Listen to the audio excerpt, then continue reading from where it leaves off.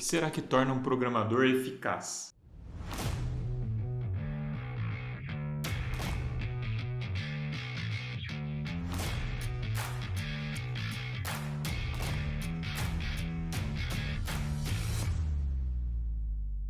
E aí galera, beleza? Hoje eu estava lá no Twitter e apareceu na minha timeline um estudo que acabou de sair do forno e vai ser publicado no FSE, né, Foundations of Software Engineering, uma das principais conferências de mais prestígio na área de pesquisa em engenharia de software.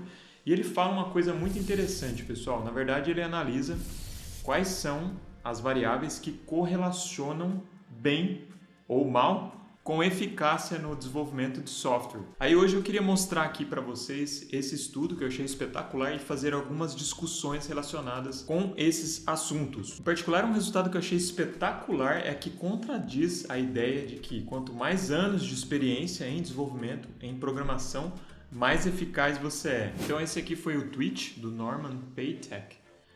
E aqui ele fala o seguinte, né? Despite similar education and background, programmers can exhibit vast differences in their abilities. Né? Então, apesar, né, de ter uma educação aqui, uma formação em um background similar, programadores podem exibir vastas diferenças nas suas habilidades.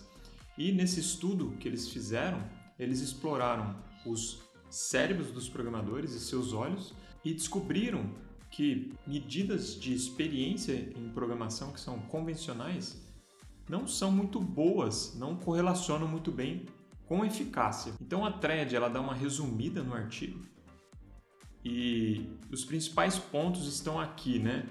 Primeira coisa importante da gente saber é o que eles consideraram como eficácia do programador. Então isso aqui é muito importante depois que eu mostrar o artigo em si, a gente vai discutir mais sobre isso. Mas, de fato, você sempre tem que ter uma métrica aqui concreta e objetiva para que você correlacione outras variáveis com essa métrica. E a métrica de eficácia que eles utilizaram eu achei, de fato, bem sensata. São o número de tasks corretas de entendimento de código. Então, cada subject do experimento tem que fazer várias tasks e eles têm que entender corretamente um trecho de código.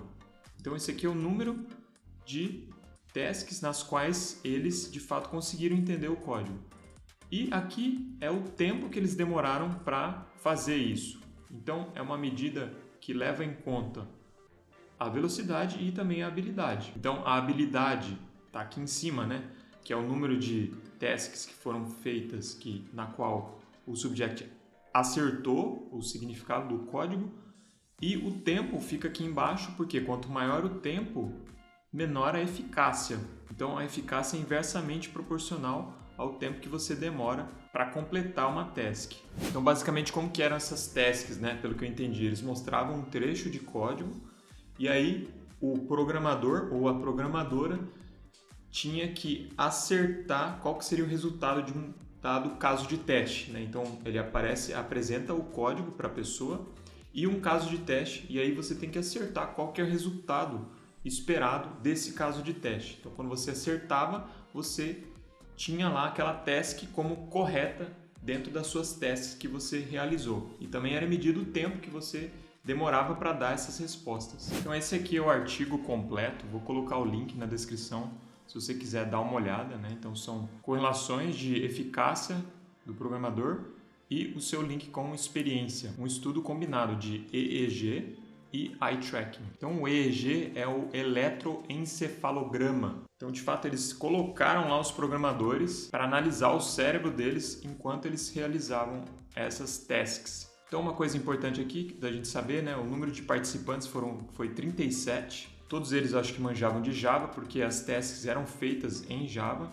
E aí se a gente olhar aqui na demografia desse estudo, e isso é uma crítica que eu faço também a esses estudos mais acadêmicos, né? De maneira geral ele envolve muito mais alunos do que profissionais, mas de fato havia 10 profissionais aqui que participaram do estudo também. Então dos 37, 27 eram alunos de graduação ou pós-graduação, 14 deles também trabalhavam part-time. Tá? Então se a gente for ver aqui, 24 dos 37 eram profissionais no sentido de que estavam trabalhando. O restante eram só alunos. E aqui tem uma média, né, de anos que essas pessoas programam. Então aqui é a média e o desvio padrão. Então a maioria está entre 6 e 7 anos, né? 7 e 8 anos. Aqui, na verdade, aprendendo programação, né? Imagino que deve somar a parte profissional com a parte de estudo. E, de fato, anos como programador profissional aqui entre 3 e 4 anos. E como programador Java, entre 4 e 5 anos. Bom, e aí uma coisa que eu acho interessante também de vocês saberem, quem não manja, né, de estudos científicos, estudos experimentais, é legal a gente ver que, de fato, tem alguns elementos aqui, né? Um deles é a métrica que é utilizada aqui, né, como oráculo, por assim dizer, e aqui é uma medida de eficácia que eles utilizaram. Tá? Então, o número de tasks de compreensão de código que foram corretas sobre o tempo que demorou para realizar aquela task. E aí, de fato, a gente sempre, nesses tipos de estudos, a gente tem as research questions, que são as questões de pesquisa. Então, a primeira delas aqui desse estudo é: será que os diferentes níveis de eficácia dos programadores, será que isso impacta em comportamento de leitura diferentes? E aqui eles usam lá o eye tracking, né, para verificar se, por exemplo, uma pessoa mais eficaz ela lê diferente o código do que uma pessoa que é menos eficaz. E aí, então, isso aqui tem a ver com eye tracking. A segunda questão de pesquisa tem a ver com o eletroencefalograma. Então, será que os diferentes níveis, né, de eficácia em programação impactam nesse cognitive load aqui, que é a carga cognitiva que a pessoa tem que colocar para realizar a task? E a terceira questão de pesquisa, que para mim de fato foi a mais interessante, é se os diferentes níveis de eficácia do programador correlacionam com medidas comuns de experiência em programação. Por exemplo, anos de experiência em programação. E aí os resultados foram bem interessantes, pessoal. Então, no que diz respeito à primeira questão de pesquisa, de fato eles confirmaram resultados anteriores, porque já faz um tempinho que o pessoal está utilizando eye tracking com esse tipo de experimento, utilizando programadores. De fato, eles confirmaram resultados anteriores de que programadores com maior eficácia leem o código de uma maneira mais eficiente, em termos de menores fixações em pequenos elementos do código. Então, de fato, quem é eficaz em programação tende a focar em pequenas partes do código que são as mais importantes e, de fato, isso faz com que elas entendam o código mais rapidamente. Então, essa é a primeira questão de pesquisa. A segunda questão de pesquisa tem a ver com o eletroencefalograma. E, de fato, aqui ele fala isso, né, que a carga cognitiva é menor para programadores com alta eficácia, mesmo completando as tasks mais rapidamente. Então, eles são mais rápidos e também usam menos carga cognitiva, ou seja, esforço mesmo para entender o código. Então, uma pessoa que é eficaz, ela gasta menos energia para entender o código e também entende o código mais rapidamente. E a terceira questão de pesquisa, que para mim de fato foi a mais interessante, é essa daqui, né? Que a eficácia dos programadores não correlaciona com medidas comumente utilizadas para avaliar experiência, como anos de programação. Então, de fato, quando a gente olha aqui a correlação, então isso aqui é uma medida que é utilizada para correlação, né? Isso aqui é o Rho, né? É o Spearman Rho. Então, uma medida de correlação. Então, você pega duas variáveis, por exemplo, aqui, eficácia em programação e anos de programação, e você vê qual que é o coeficiente, né? Então, de fato, aqui o coeficiente ele vai ser alto quando for acima de 0,3. E aí a gente vê que, por exemplo, anos de programação não correlacionou bem com eficácia. Então, não importa o tanto de tempo que você tem programando, isso não vai impactar tanto na sua eficácia de programação. Pelo menos é o que indica esse estudo. Então, quais são as coisas que correlacionaram? Por exemplo, experiência com o paradigma imperativo. Aqui eu acho que faz bastante sentido, já que os programas eram em Java, mas é interessante que a experiência em OO não correlacionou muito com a eficácia. Experiência no paradigma funcional correlacionou até mais do que experiência em OO. Acho que isso aqui faz sentido, já que, de maneira geral, programar utilizando o paradigma funcional é mais difícil. Então, o pessoal que sabe programação funcional, estou aqui só chutando, né? Em geral, vai ter um pouco mais de conhecimento, mais experiência, e isso faz com que eles entendam mais rapidamente o código. E outras coisas aqui correlacionaram bem também, que é a comparação que o próprio programador faz com os seus pares. Qual que é o nível comparado do programador dele mesmo com os pares. E também a comparação da própria pessoa com um programador que tem 10 anos de experiência. Então, olha só que interessante, né? De fato, essa comparação aqui, de maneira geral, o que quer dizer isso aqui?